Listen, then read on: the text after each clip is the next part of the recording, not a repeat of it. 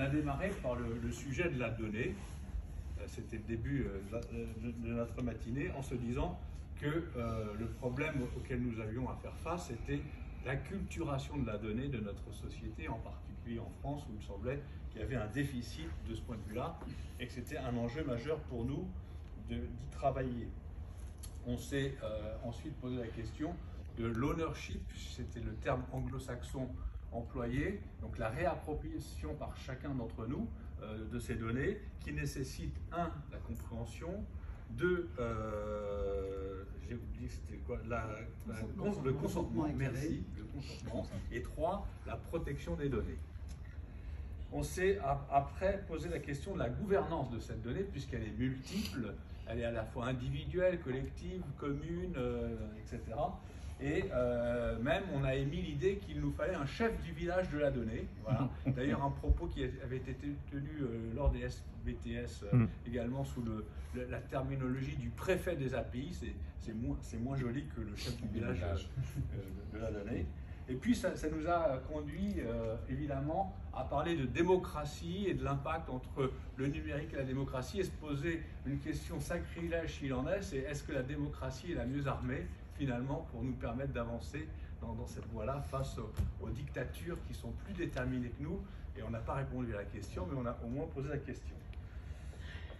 De fil en aiguille, ça nous a permis d'entamer le deuxième atelier autour des modèles économiques, avec un pavé dans la mare pour démarrer, en disant ça fait 40 ans que c'est la fin de la croissance organique, le monde d'hier n'existe plus, et ça ne date pas d'aujourd'hui, ça date d'il y a 40 ans. Et malgré le déni de nos grands banquiers, il semble que ce soit un fait admis par la plupart d'entre nous. J'ai entendu personne contredire Raphaël lorsqu'il a exposé ce fait-là. Ce qui nous a conduit à dire qu'il fallait absolument sortir de la marchandisation, du tout marchandisation, pas de la marchandisation, mais du tout marchandisation, et qu'il fallait trouver d'autres valeurs, d'autres externalités, et qu'un moyen pour les rendre palpables, c'était à travers des outils technologiques comme la tokenisation, qui allait permettre justement de tracer et de valoriser un certain nombre d'externalités qui ne sont pas des externalités financières et de valeur économique pure. Ça nous a amené à la proposition d'un glissement sémantique de la richesse à la prospérité. Voilà. Donc il va falloir qu'on creuse ce thème. Moi, j'objecterais qu'il peut y avoir une richesse intérieure qui n'est pas économique, mais c'est un débat que je vous propose pour une de nos prochaines sessions. Et puis, bien entendu, la place des biens communs, qui est un thème assez central et qui illustre justement ce glissement de la propriété individuelle privée, surtout au partage des biens communs.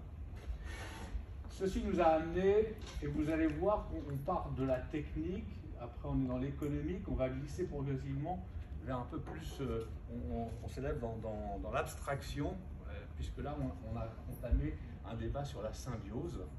Donc de rappeler que l'être humain était partie prenante de la nature, et ce n'était pas à lui de façonner la nature, il en était issu, et qu'il fallait qu'il retrouve ce sens d'appartenance à la nature, et que pour cela, il y avait également nécessité d'avoir une approche plus systémique et pas isolationniste de nos activités humaines.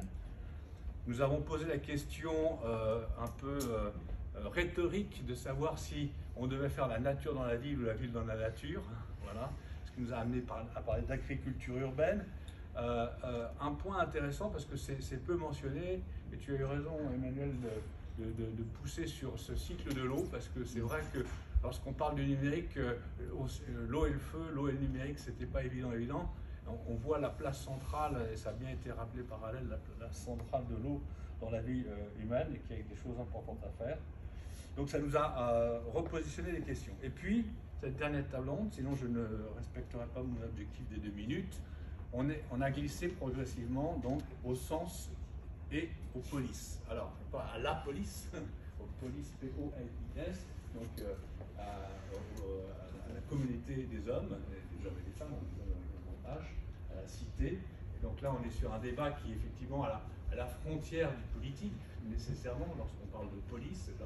Lorsqu'on parle de sens également, c'est re-questionner notre place vis-à-vis de nous-mêmes et vis-à-vis des autres. Et donc, alors, je l'ai un peu désynchronisé parce que je pense que la question du récit se positionne bien dans ce débat d'enrichir à travers cette capacité à raconter une histoire qui fait sens, justement, de se réapproprier collectivement une direction qui nous semble opportune, a fait partie de nos débats d'aujourd'hui. Et puis, c'était le thème aussi de la dernière table ronde, le rapport au temps et au lieu. Alors ça, c'est un vaste débat. Hein, là, c'est un débat philosophique, s'il en est.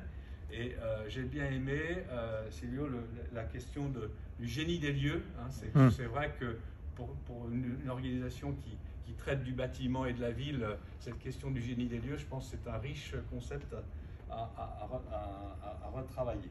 Et puis moi j'ai retenu aussi, Richard, la cour des courtisans.